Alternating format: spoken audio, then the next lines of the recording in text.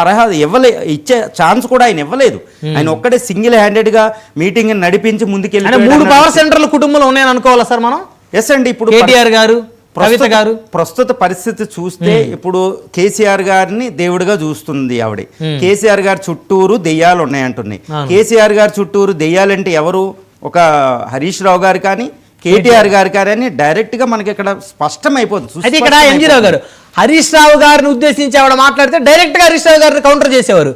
కానీ తన సోదరుని కౌంటర్ చేయటం ఇష్టం లేక డైరెక్ట్ గా పేరు పెట్టి మాట్లాడటం ఇష్టం లేక ఇండైరెక్ట్ గా మాట్లాడుతున్నారు అనుకోవాలమ్మా. ఇక్కడ ఒకటేనండి, సుస్పష్టంగా ప్రజలకి అందరికీ అర్థమైపోద్ది ఎవరిని కవిత గారు టార్గెట్ చేస్తున్నారు. ఈ రోజు స్పీచ్ లో కూడా ఎవరిని టార్గెట్ చేస్తున్నారు అంటే ఈ ఆఫ్టర్ కేసీఆర్ పోస్ట్ కేసీఆర్ ఎరాలో ఎవరు ఈ బీఆర్ఎస్ కి వారసత్వం వహిస్తారు అనేది ఇక్కడ వార్.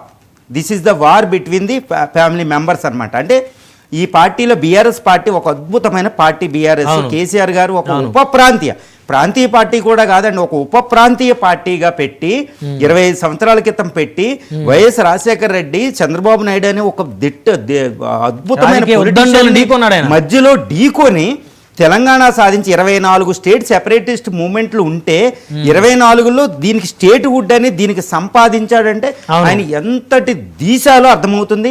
ఇంకోటి ఏంటంటే రాజ్యాంగం ఆధారంగా ఒక హింస అనేది జరగకుండా అద్భుతంగా చేశాడు కాబట్టి సోనియా గాంధీ ఆ టైంలో యూపీఏ గవర్నమెంట్ ఇచ్చింది.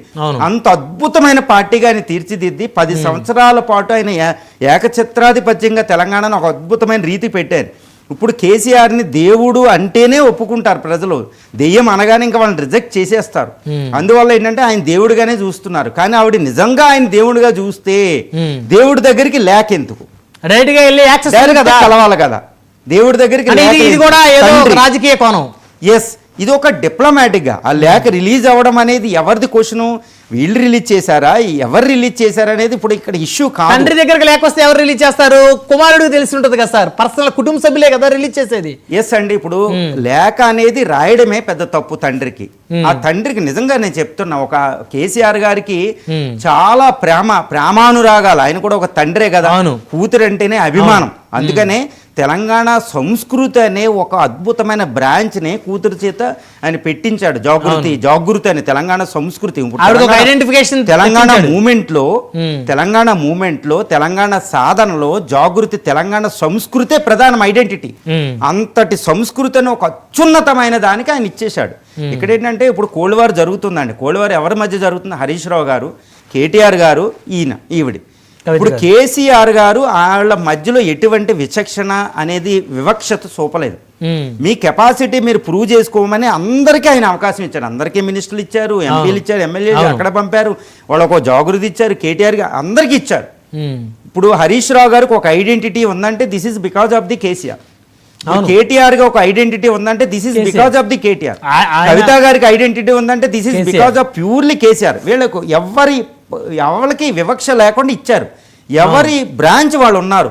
కానీ ఇక్కడ ఏంటి, వారు ప్రతి ఓళ్ళు నేను కేసీఆర్ గారి తర్వాత సీఎం అవుదామంటే అది అవ్వదు, ఎవరికో ఒకరికి. ఇప్పుడు కవిత గారు సీఎం అవ్వాలని ఆలోచన ఉందంటారు ఆవిడకి?